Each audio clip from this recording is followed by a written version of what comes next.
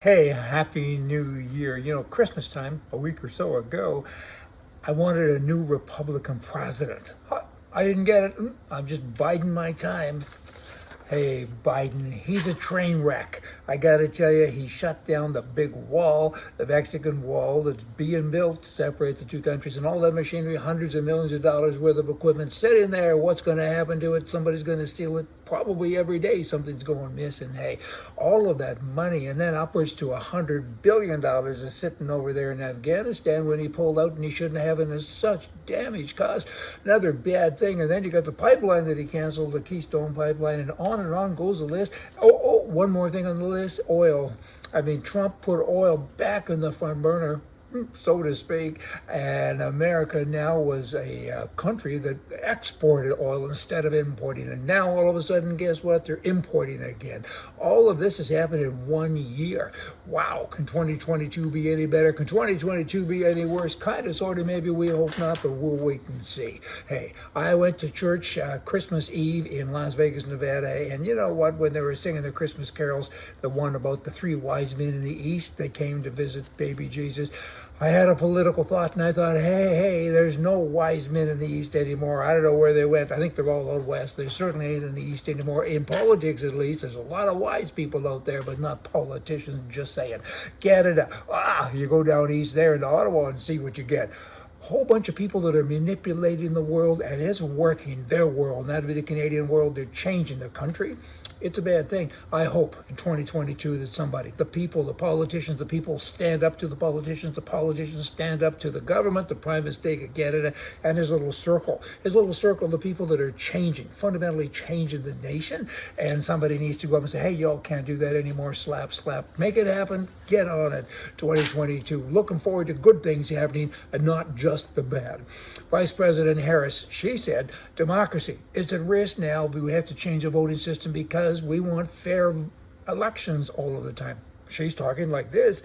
I don't think it's who votes that counts anyway. It's who counts the votes. And these people, I think, are testimony to that. These people being the liberals of the day. I mean, they're doing bad things, the politicians. And now she stands up in front of God and everybody and says, hey, we can't destroy one of the most important pillars of a democracy, which is free and fair elections. Firstly, why is she even talking about this? I mean, they have that going on now, don't they? All you got to do is watch and make sure people don't cheat. I'm not sure what she's about, but you know it ain't nice. It ain't good. Liberal management, that's what she would be, but liberal management everywhere. It's a bad thing.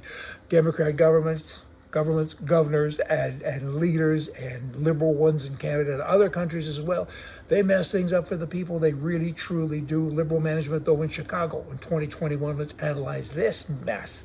Close to 5,000 shootings, homicides of close to 800 people. That's mostly bad guys shooting bad guys. I get that, but the odd good guy does get in the crossfire, and it ain't nice. I know what, and these people just keep on. Armed robberies, armed carjacking. Oh, but let's defund the police. But here's the ringer to all of this stuff in Chicago.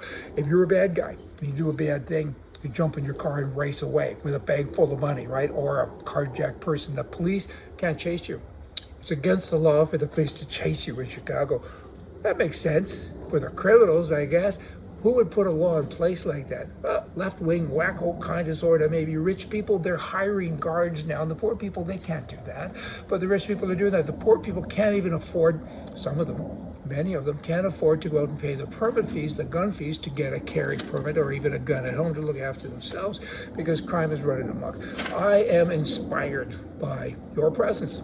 A year ago, we put out a notice that I'd like to talk to people with Zoom, right? And I said, I'm going to talk to 20 people, and about 800 and some odd people registered for that. We selected 20. It was great fun. And there's only one woman. She was with her husband, and she was great. I learned a lot from her, actually. It was a great conversation. I'm going to do it again, except this time I'm only going to select 5 people, and I want them just to be women. My feminine side, don't you know? So all of you girls out there, please send us an email, admin@rightedition.com, and then Caitlin in my office, she'll organize times and everything that fits with you. We'll have a chat. It won't be recorded. It'll be private. We get to chat back and forth and look at one another. And you know what? I want to do this because I can learn something. Give me your information. You know what? I'd like to say I'm the wisest guy in the block, but a lot of the stuff that I say comes from your wisdom, all of you people, and thanks so much for that, because I like to be the voice.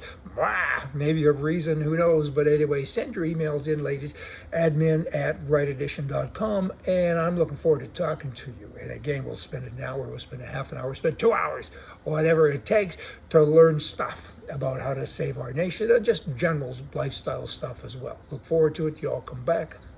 See